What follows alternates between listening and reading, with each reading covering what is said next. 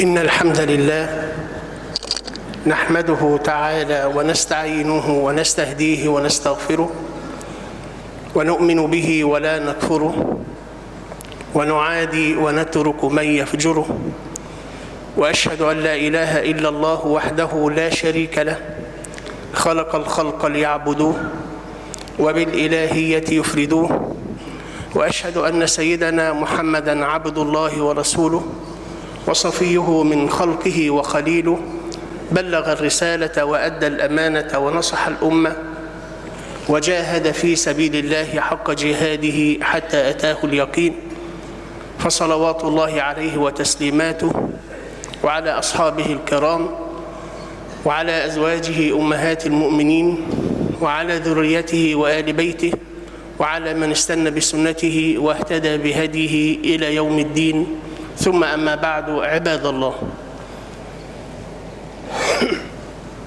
قلنا قد وصلنا في تفسير سورة الكهف إلى قول الله عز وجل: ويبشر المؤمنين الذين يعملون الصالحات أن لهم أجرا حسنا ماكثين فيه أبدا،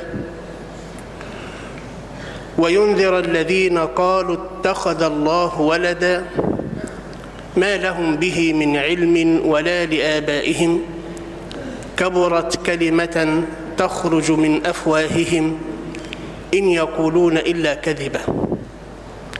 فهذا القرآن العظيم أنزله الله عز وجل بشرى للمؤمنين وإنذارا للكافرين والطغاة والمجرمين الخارجين عن شريعته سبحانه وتعالى، ولينذر بصفة خاصة أولئك الذين ادعوا أن لله ولدا، وينذر الذين قالوا اتخذ الله ولدا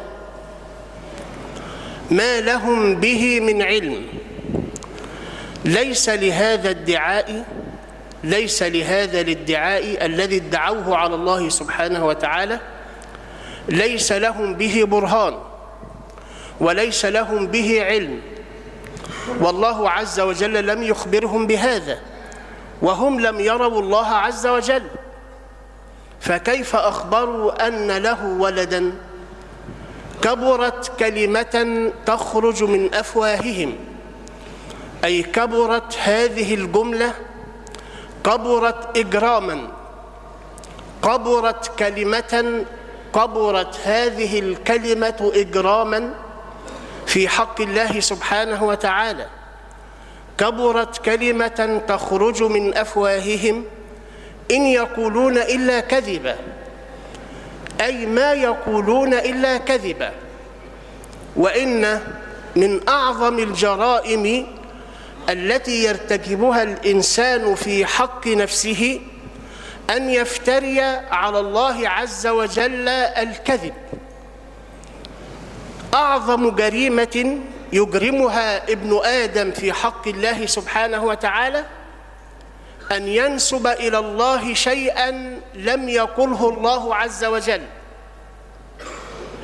أن تقول إن له ولدا وهو ليس له ولد، أو أن تقول إن له صاحبة وهو سبحانه ليس له صاحبة، أو أن تقول إن الله حرم شيئا ما والله لم يحرمه، أو أن تقول إن الله أباح شيئا ما والله لم يبح سبحانه وتعالى. ولذلك يقول الله عز وجل: ولا تقولوا لما تصف ألسنتكم الكذب، أي لا تقولوا كذبا صراحا على الله عز وجل، ولا تقولوا لما تصف ألسنتكم الكذب هذا حلال وهذا حرام، بلا مستند من كتاب الله عز وجل وبلا مستند من رسوله صلى الله عليه وسلم، لتفتروا على الله الكذب. فهذا أن تقول إن الله حرم شيئا والله لم يحرمه، أو أن تقول إن الله أوجب شيئا والله لم يوجبه، فهذا افتراء على الله الكذب. ثم يقول الله عز وجل يبين جزاء هذا الافتراء وهذا الكذب فيقول إن الذين يفترون على الله الكذب لا يفلحون، متاع قليل في الدنيا يأخذونه بافترائهم على الله الكذب، ثم يوم القيامة ولهم عذاب أليم. إن الذين يفترون على الله الكذب لا يفلحون، متاع قليل يتمتعون به في الدنيا بسبب كذبهم على الله عز وجل، وفي الآخرة لهم عذاب شديد من الله سبحانه وتعالى. فهذا إنذار عظيم لكل بشر يدعي على الله عز وجل شيئا الله منه بريء، ويدخل في هذا دخولا أوليا والعياذ بالله هؤلاء المعممون وهؤلاء المشايخ الذين يكذبون على الله سبحانه وتعالى، الذين يقولون إن الله حكم بكذا وهو لم يحكم بهذا وهم يعلمون، ويفترون على الله الكذب وهم يعلمون. عباد الله، سأتكلم في هذه الآية الكريمة، قد يأخذ ذلك وقتا منا، ولكن نحن نريد أن نفصل حكم الله عز وجل في هذه الآية، ونحن لا نخرج عن القرآن الكريم، نحن نشرح القرآن الكريم ونشرح ماذا قصد الله بهذا، أو ماذا قصد القرآن الكريم بهذه الآية. وينذر الذين قالوا اتخذ الله ولدا. من الذين قالوا إن الله اتخذ ولدا؟ الذين زعموا هذا الزعم وكذبوا على الله هذا الكذب أناس كثيرون جدا، أولهم منذ قديم الزمان قبل اليهود وقبل النصارى قدماء المصريين افتروا على الله كذبا وادعوا أن الله حل في بعض ملوكهم وفي بعض رؤسائهم. ثم بعد ذلك انتقلت هذه الفرية إلى الهندوز الذين ادعوا أن الله سبحانه وتعالى حل في شخص عندهم يسمى كريشنا. قالوا إن الله حل في هذا الإنسان، بمعنى أنه تلبس بجسم هذا الإنسان المسمى بكريشنا. وهذا الذي أقوله لكم ليس شيئا ندعيه، وإنما هذا كلام علماء مقارنة الأديان في العالم. هذا الذي أقوله قام عليه البرهان كالشمس طالعة في أوج النهار. يبقى إذن الذين ادعوا أن لله ولدا أو أن الله حل في شخص ما واصطفاه طوائف كثيرة، قدماء المصريين والهنود الهندوز، ثم انتقلت هذه الفرية إلى اليهود أيضا الذين قال الله عز وجل عنهم وقالت اليهود عزير ابن الله. ثم انتقلت هذه الفرية إلى النصارى وقالت النصارى المسيح ابن الله.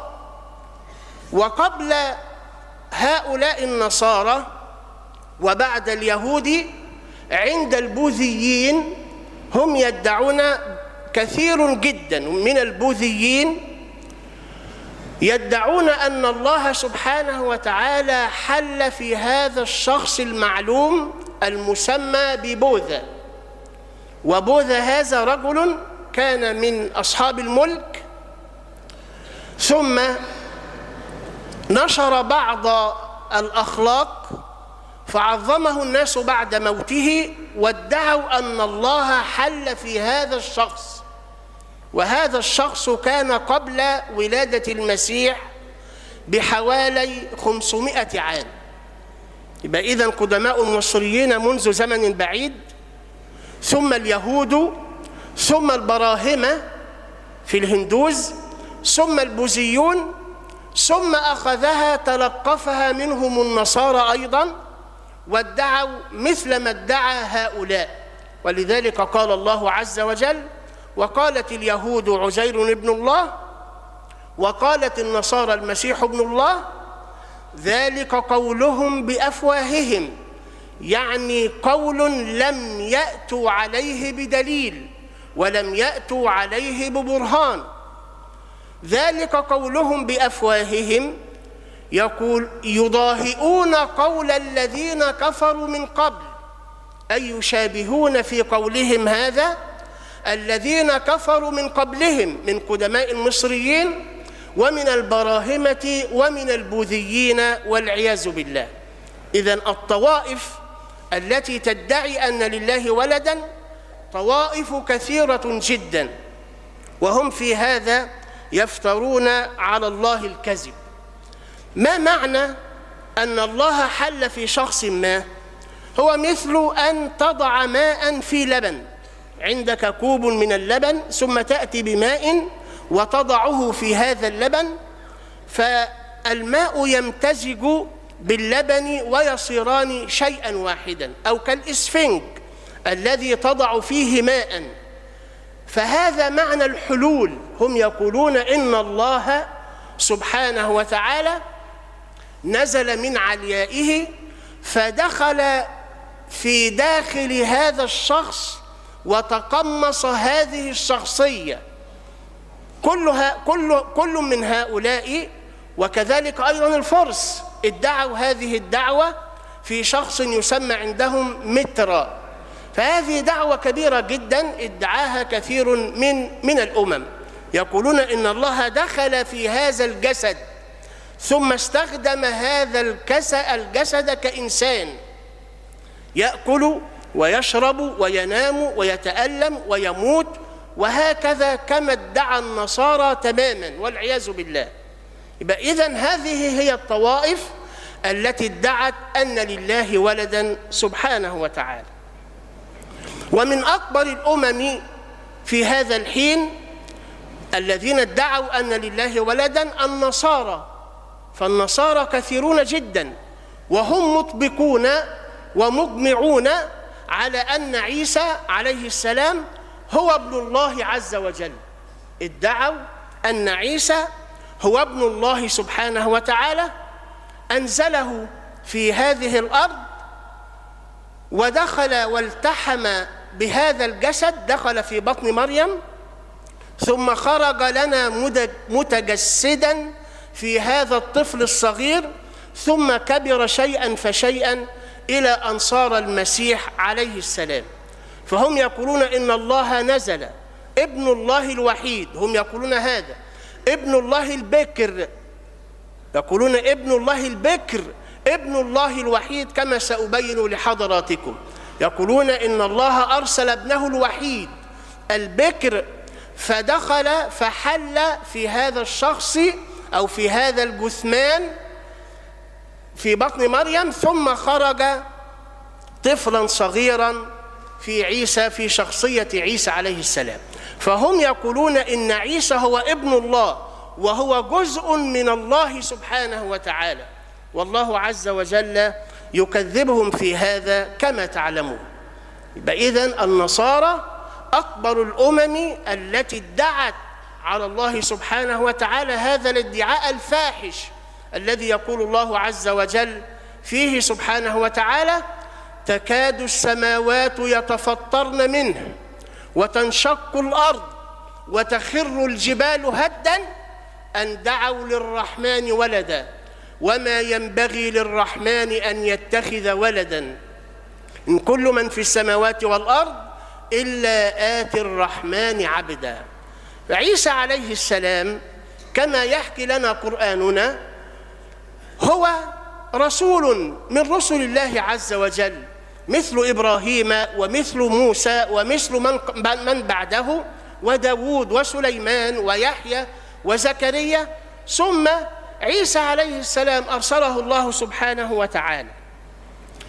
وأنتم تعلمون أن عيسى عليه السلام أراد اليهود قتله فرفعه الله سبحانه وتعالى بحكمته وقدرته وعزته ونجاه من اليهود.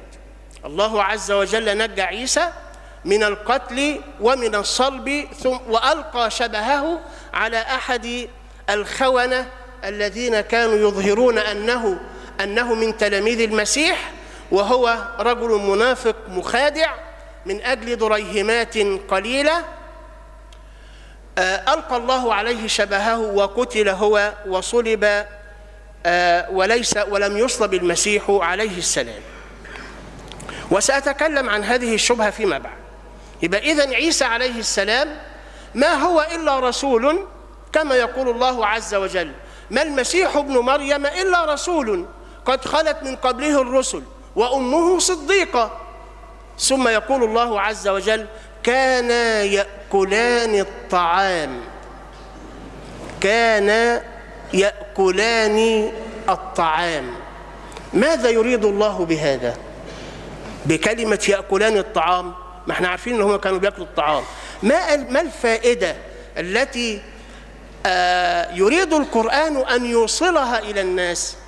الله عز وجل يريد أن يقول لهم إن عيسى لو كان إلها لم يكن يحتاج إلى الطعام، وكل من يأكل الطعام في هذه الحياة الدنيا لا بد أن يحدث الحدث، ولا بد أن يبول وأن يتغوط، فكيف يكون الله عز وجل محتاجا إلى طعام ثم هو بعد ذلك يريد إخراج هذا الطعام على هيئة البول والغائط؟ انظر كيف نبين لهم الآيات ثم انظر أن يؤفكون. ما المسيح ابن مريم إلا رسول قد خلت من قبله الرسل. وأنتم تعلمون يا عباد الله أن لكل رسول معجزات. الله عز وجل يؤيد رسله بالمعجزات. كل رسول، الرسول صلى الله عليه وسلم يقول هكذا، يقول: ما من نبي بعثه الله في أمة قبلي، ما من نبي إلا وكان له من الآيات ما مثله آمن عليه البشر. أي نبي الله يؤيده بالمعجزات الدالة على أنه موصول بالله سبحانه وتعالى. وإنما كان الذي أوتيته وحيا، فأرجو أن أكون أكثرهم تابعا يوم القيامة. يعني أن الله سبحانه وتعالى لم يرسل رسولا إلا وأيده بالمعجزات الدالة على أنه ليس داعيا أو ليس زاعما أو لا ينسب إلى الله الكذب، وإنما هو رسول من عند الله عز وجل. والأدلة على هذا هو أن الله يجري على يديه آيات لا يستطيع فعلها البشر.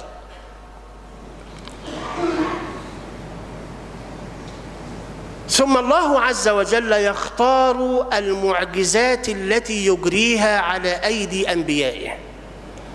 الأنبياء ليسوا متحكمين في المعجزة. الأنبياء لا يستطيعون إطلاقا أن يفعلوا شيئا إلا إذا كان الله عز وجل هو الذي شاء هذا الشيء. يعني النبي والرسول لا يستطيع أن يفعل ما تريد أنت منه، وإنما الله هو الذي يختار المعجزة سبحانه وتعالى في الوقت الذي يريد وبالكيفية التي يريدها الله سبحانه وتعالى. وما كان لنا أن نأتيكم بسلطان إلا بإذن الله. الرسل يقولون هذا: وما كان لنا أن نأتيكم بسلطان إلا بإذن الله. كل ما يكون لي أن أبدله من تلقاء نفسي، إن أتبع إلا ما يوحى إلي. فالرسول والنبي ليست له قوة إطلاقا على أن يفعل ما يريد في الوقت الذي يريده هو، بل في الوقت الذي يريده الله عز وجل سبحانه وتعالى. طيب، إذن كما تعلمون المعجزات التي أجراها الله على يدي موسى عليه السلام معجزات عظيمة جدا تدل على أنه موصول بالله عز وجل، وكذلك الأنبياء من قبله، وكذلك رسولنا محمد صلى الله عليه وسلم أجرى الله على يديه مئات الأدلة والشواهد التي تقطع بأن محمدًا رسول من عند الله عز وجل. ومع هذا لم يدعي أحد في نبيه أنه الله، أو أن الله حل فيه ونزل عليه. لم يدعي أحد هذا إطلاقاً، والعياذ بالله، إلا أمة اليهود ادعوه في عزير، وإلا أمة النصارى ادعوه في عيسى عليه السلام. ولو كان هذا المقياس صحيحاً لادعى كل قوم أن نبيهم هو ابن الله عز وجل، أو أنه هو الله نفسه سبحانه وتعالى. ثم بعد ذلك، هل انفرد المسيح بالمعجزات؟ لم ينفرد المسيح عليه السلام بالمعجزات، وإنما هو مثل من سبقه من النبيين والمرسلين الذين أجرى الله عليهم آيات عظيمة كما تعلمون جميعا. إذن المسيح لم ينفرد بين الرسل بمعجزة، وإنما جميعهم أجرى الله على أيديهم المعجزات. ما هي دعوة المسيح عليه السلام؟ ما هي دعوة المسيح عليه السلام؟ دعوة المسيح هي مثل دعوة بقية الرسل،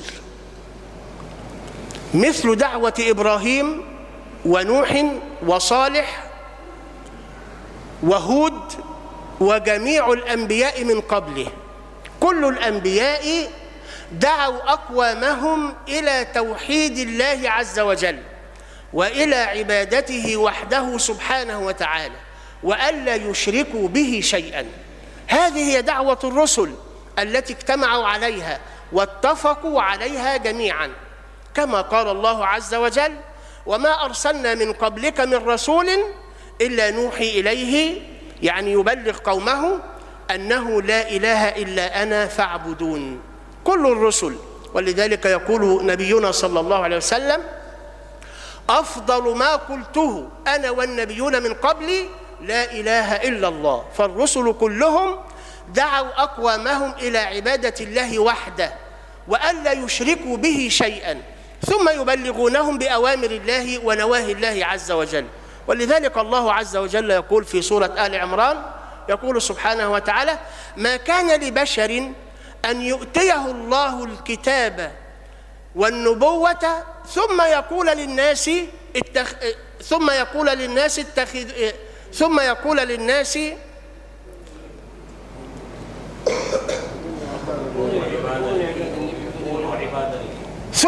للناس كونوا عبادا لي من دون الله، ولكن كونوا ربانيين بما كنتم تعلمون الكتاب وبما كنتم تدرسون، ولا يأمركم أن تتخذوا الملائكة والنبيين أربابا. أيأمركم بالكفر بعد إذ أنتم مسلمون؟ إذن لم يكن يصح إطلاقا أن يرسل الله رسولا إلى الناس ليدعوهم إلى توحيد الله وعبادته، ثم هذا الرسول وهذا النبي يدعو الناس إلى غير هذا، بأن يقول: اعبدوني أنا ولا تعبدوا الله سبحانه وتعالى. ولذلك النصارى يعترفون يا عباد الله جميعهم بأن عيسى عليه السلام لم يقل لهم إطلاقا: أنا إلهكم فاعبدوني.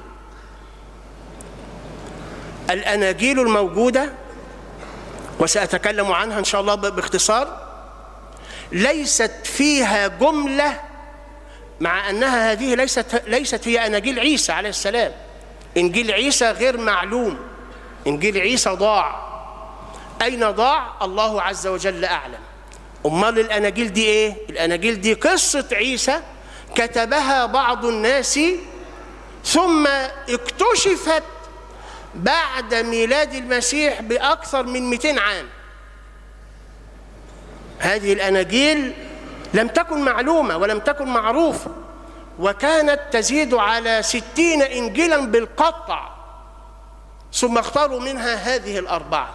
هذه الأناجيل ليست فيها جملة واحدة عن عيسى عليه السلام أنه قال لهم: أنا ربكم وأنا إلهكم فاعبدوني. إذن المسيح بريء من هذه الدعوة، وهم يقرون بهذا، يقرون بأن المسيح عليه السلام لم يقل لهم هذا. أنت اسأل أي قسيس في العالم، قل له لو سمحت هذه الأناجيل التي عندكم والكتب التي عندكم، هل من الممكن أن تخرج لي منها جملة تقول إن عيسى عليه السلام أمركم بعبادته مع الله عز وجل؟ سيجيبك بالقطع ليست في الأناجيل آية أو جملة تشير إلى هذا. طب أمال أنتوا قلتوا ليه إنه هو إله؟ لماذا قلتم أيها النصارى إن عيسى عليه السلام ابن الله وأنه إله يسجد له ويمجد مع الله عز وجل؟ لماذا افتريتم هذا الافتراء؟ لماذا قولتم عيسى هذا القول؟ يقولون هذا، أنا أقرأ للقساوسة الكبار، يقولون نحن فهمنا واستنبطنا من أفعال المسيح أنه هو الله عز وجل. يبقى إذن هم لا يدعون أن عيسى قال لهم أنا الله، وهم لا يدعون أن عيسى قال لهم اعبدوني مع الله سبحانه وتعالى. طب امال هم جابوا الفكرة دي منين؟ قالوا احنا فهمنا كده، احنا استنبطنا هذا. طيب من أي شيء عرفتم هذا؟ قالوا من شيئين اثنين: من المعجزات التي أجريت على يديه أو التي فعلها، ومن كونه ولد من أم بلا أب. هو ده الدلالة اللي عندهم. هم استشفوا من كونه أجرى آيات عظيمة أمام الخلق أنه هو الله، لأنه لا يستطيع أن يفعل هذا إلا الله. فنقول لهم صدقتم في هذا، في أن عيسى عليه السلام فعل من الآيات ما لا يستطيع فعله إلا الله سبحانه وتعالى، وعيسى نفسه لم يزعم بأنه هو الذي فعل هذا كما سأبين لحضراتكم بالتفصيل. وإنما كان عيسى عليه السلام يدعو الله سبحانه وتعالى بأن يجري عليه هذا الطلب، يدعو الله ويمجده ويثني عليه ويطلب منه أن يفعل هذا الفعل، فيجريه الله عز وجل على يديه مثل بقية الرسل تماما، لا يزيد عنهم شيئا في هذا. إذن فهذه الدلالة دلالة غير صادقة، برهان غير صادق، لأنهم يعترفون أن كثيرا من الأنبياء الذين عندهم في العهد القديم، وسأتلو عليكم شيئا من هذا، أنهم أحيوا الموتى، أحيوا آلاف الموتى، ثم هم لم يزعموا لهم أنهم آلهة مع الله سبحانه وتعالى أو أنهم أبناء الله عز وجل. أقول قولي هذا وأستغفر الله لي ولكم.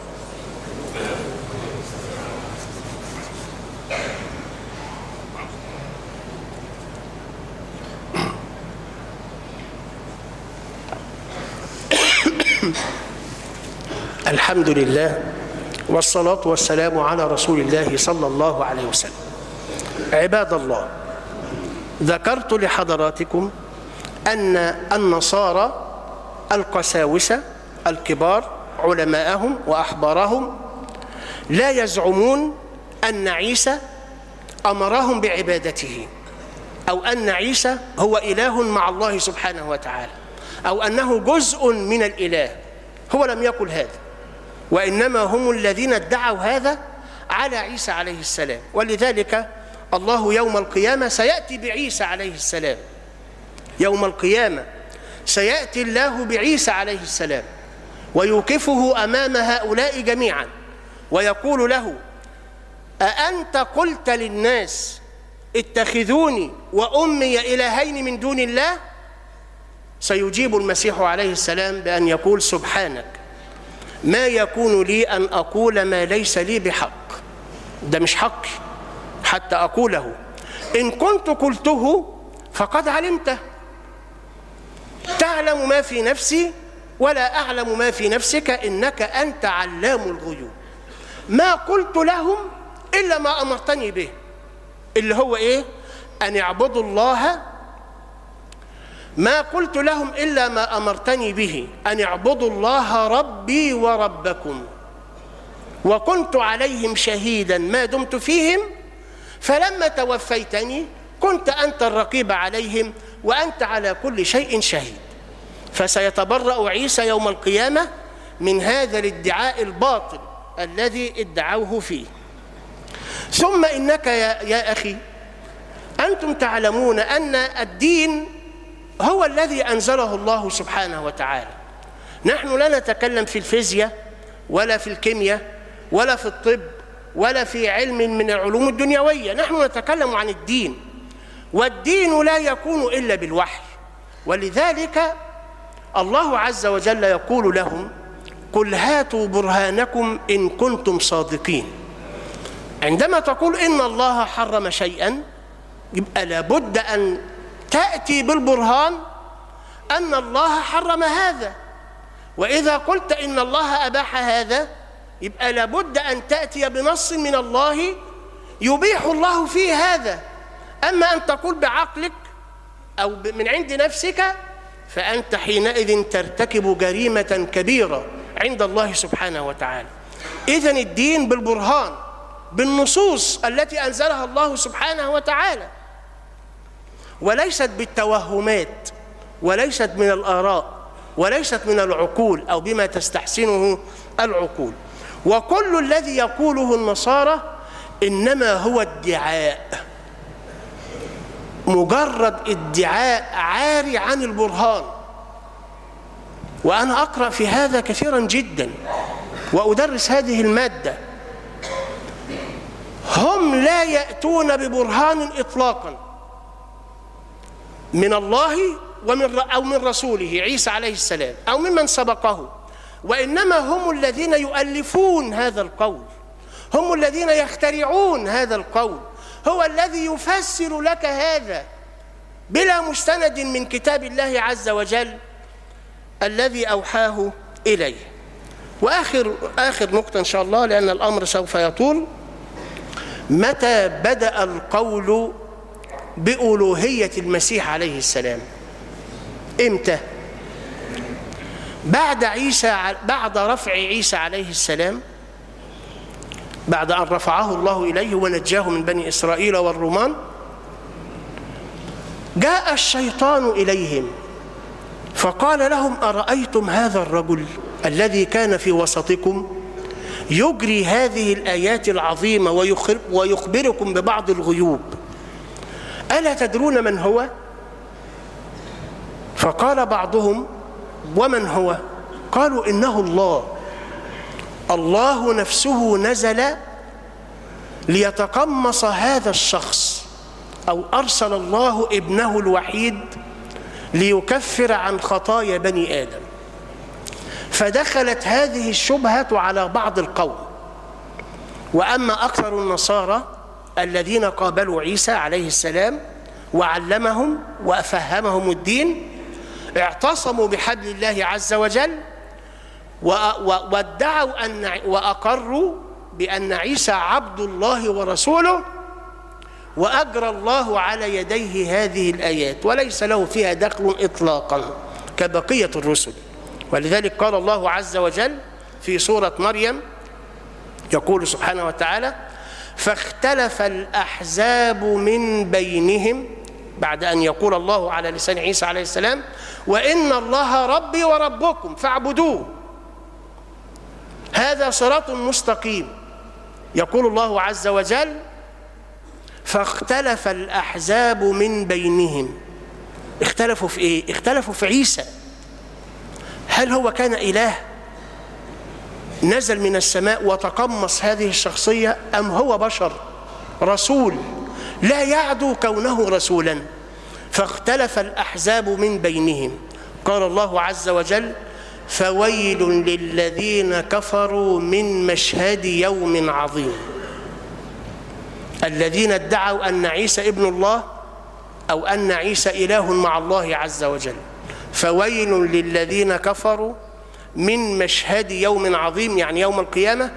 أسمع بهم وأبصر يوم يأتوننا، أي ما أسمعهم وما أبصرهم للحقيقة التي كذبوا على الله عز وجل فيها، أن عيسى هو الله أو هو ابن الله سبحانه وتعالى. أكتفي بهذا وعذرا للإطالة، أقول قولي هذا وأستغفر الله تعالى لي ولكم. اللهم اغفر لنا ذنوبنا وإسرافنا في أمرنا وثبت أقدامنا وانصرنا على القوم الكافرين. اللهم آت نفوسنا تقواها، زكها أنت خير من زكاها، أنت وليها ومولاها. اللهم اجعل هذا البلد سخاء رخاء وسائر بلاد المسلمين. اللهم اجعل هذا البلد سخاء رخاء وسائر بلاد المسلمين. اللهم أرنا الحق حقا وارزقنا اتباعه، وأرنا الباطل باطلا وارزقنا اجتنابه. اللهم أرنا الحق حقا وارزقنا اتباعه، وأرنا الباطل باطلا وارزقنا اجتنابه. اللهم اشف أمراضنا وأمراض المسلمين، وسد عنا الدين وعن المدينين. اللهم سد عنا الدين وعن المدينين.